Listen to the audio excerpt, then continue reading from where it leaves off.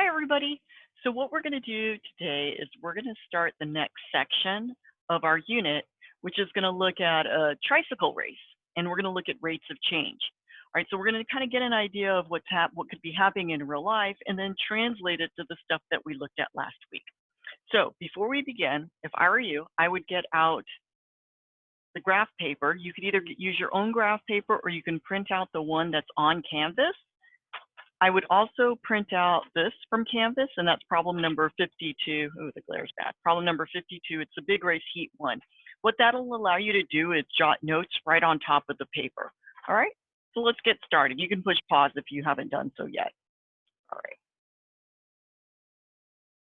right, so what we're gonna look at is rate of change. So how do things grow? We've already used that language. How do things grow, right? So how do things change, and what's that rate of change? So we're going to look at some various situations. We're going to look at what does rate of change represent? How can you use it? And as you graph the results of a competitive tricycle race today, think about how the participants' rate of change compare to each other. So the big race, heat 1. So a heat is basically when you have a bunch of people racing and you want to get down to the winners. If you have like 50, 60 people in a race, like let's say a swim meet or a track meet, they can't all fit at the same time. So they'll go in different heats, and the winners of those heats will compete in the final. Right, so this is heat 1. All right, and they kind of talk about it right here. These are preliminary races. So let's go ahead and jump down to the people.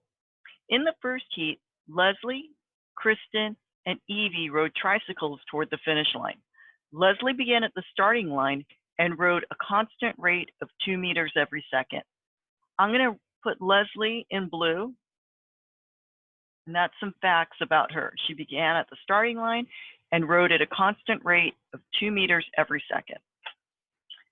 Next, we have Kristen, got an 8-meter head start and rode 2 meters every 5 seconds. So here's Kristen. I'm going to put her in purple. And Evie rode 5 meters every 4 seconds and got a 6-meter head start. So what we're going to do with this information is part A, on a neatly scaled axes graph, and then write an equation in terms of X and Y for the distance Leslie travels. And then I believe we're going to do the same thing for Kristen and Evie. All right. So I'm going to take out my paper. And here's my graph paper. I'm going to zoom out a little bit. If you don't have this paper, I would get out some graph paper. Doing it on line paper is going to be hard because we're going to use the graph to make some predictions.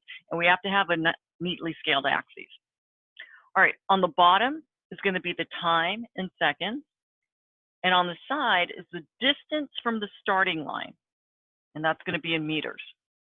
So the first person that we have is Leslie. She began at the starting line and rode at a constant rate of 2 meters every second. So where do you think I'm going to start it at? Good. It's going to get started right there. And I'm going to go 2 meters every second. So this is 1 second, right? And these are meters. So I'm going to go 2 meters every second. What I'd like you to do is go ahead and pause the video, and you can continue drawing that line.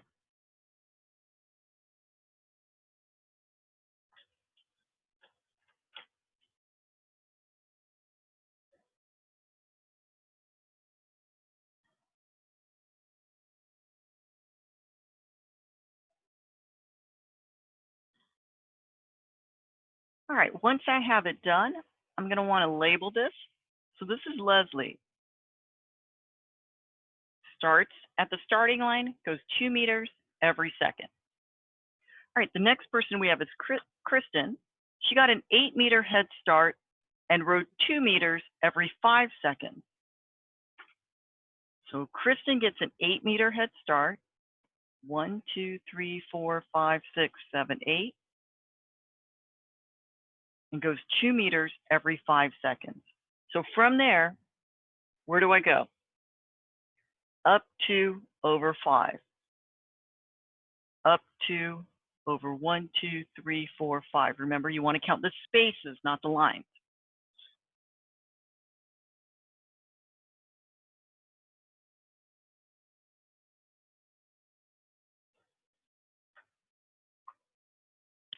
All right.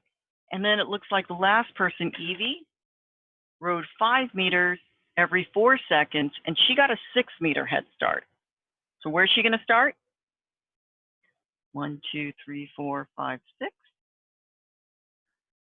And then she's going to go where? 1, 2, 3, 4, 5. 1, 2, 3, 4. 1, 2, 3, 4, 5. 1, 2, 3, 4.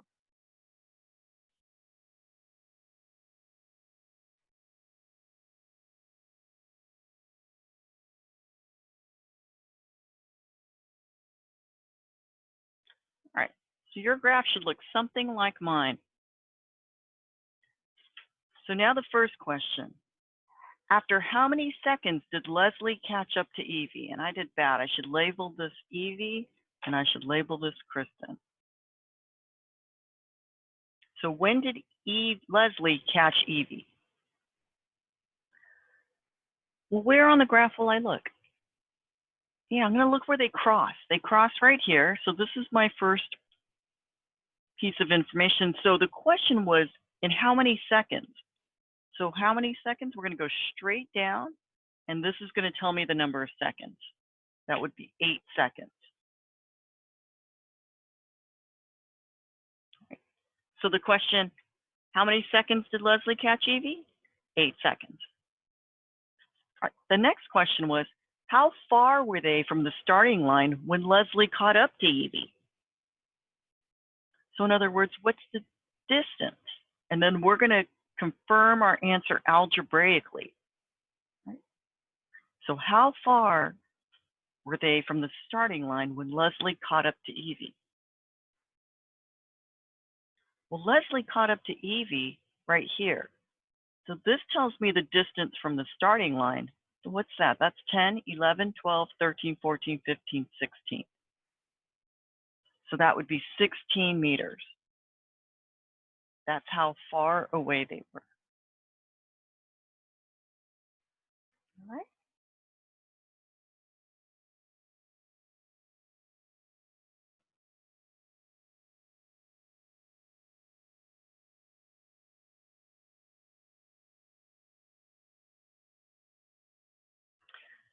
So they're asking me to confirm this algebraically. So I don't have any equations to do anything algebraically, but could I get an equation? Sure I can. Right, we've been practicing this. We know how to get the equations of these, so let's do that right now. Let's start out with Kristen. What's the equation of this line? Y equals, right?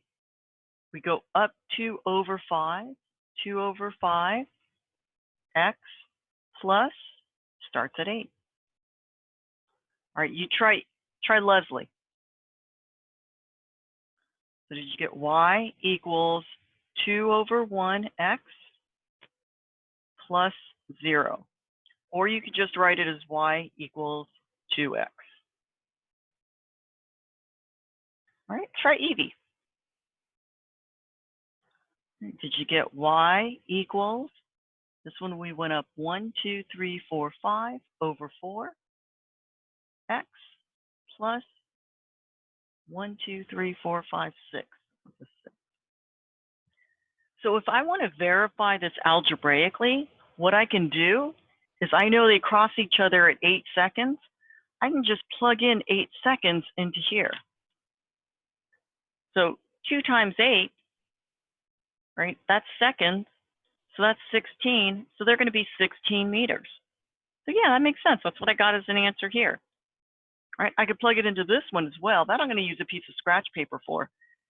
That's going to be y equals 5 over 4 times 8 seconds plus 6. Y equals 5 times 8, right? To multiply fractions, just multiply straight across. So that's going to be 40 over 4 plus 6. That's just 10 plus 6. That's 16.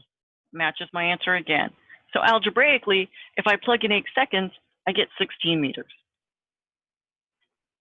All right, next one. The winner of this heat will race in the final big race. If the race is 20 meters long, who won? So if the race is 20 meters long, let's draw a line at 20 meters. Draw the finish line at 20 meters. So who's going to cross it first? All right, so if you just extend the lines, you can kind of see what color is going to hit that line first. Looks like the blue line. Purple line, Kristen doesn't even make it off the page. So it looks like Leslie wins. Why does Leslie win? Because she crossed the finish line in the least amount of time, right? When did she cross the finish line? Looks like she crossed it around 10 seconds. And if I drew it neater, it probably would have crossed it right there, right? So she crossed the finish line in 10 seconds, whereas Evie looks like she's going to cross the finish line in 11 seconds. So the winner of the race is Leslie because she crossed the finish line first. So how long did it take each participant? Well, this one it looks like this is going to be 11 seconds.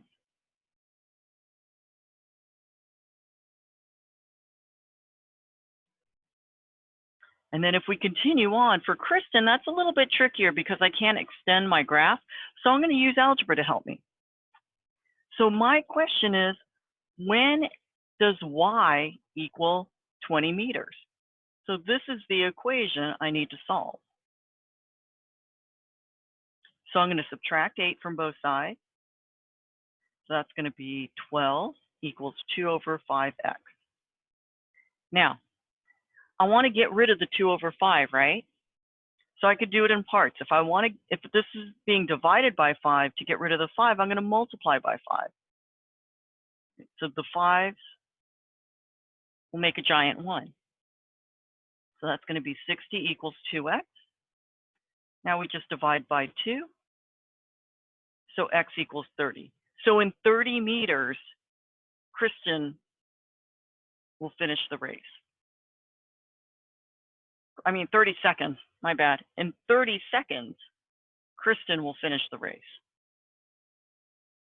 because we solved for x. All right. And then the last question. The school newspaper wants to report Kristen's speed. How fast was Kristen writing? So her rate, they set it up here. Kristen got an 8-meter head start and rode 2 meters every 5 seconds. So she rode 2 meters every 5 seconds. But they want to write it as a unit rate. In other words, they want the denominator to be 1. Well, this doesn't reduce that way. So what I got to do is just divide it. 2 divided by 5, you can use the calculator for that. 2 divided by 5 is 0.4.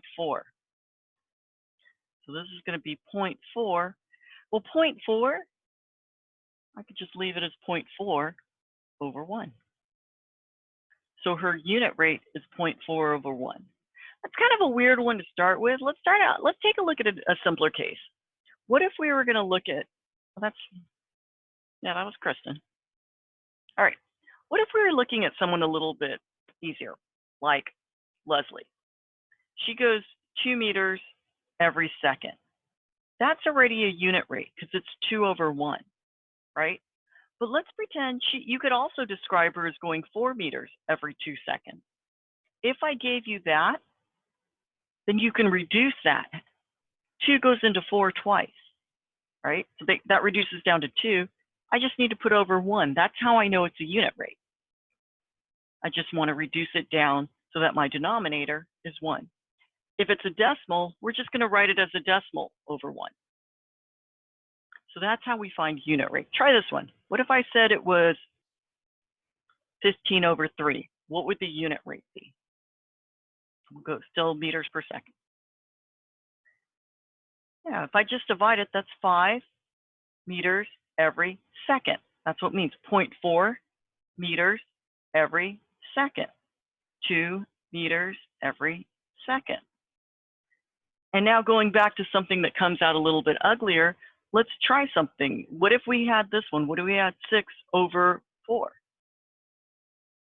Right? Again, we would just take the calculator and divide it. 6 divided by 4 is just 1.5. So the unit rate on this is 1.5 meters every second.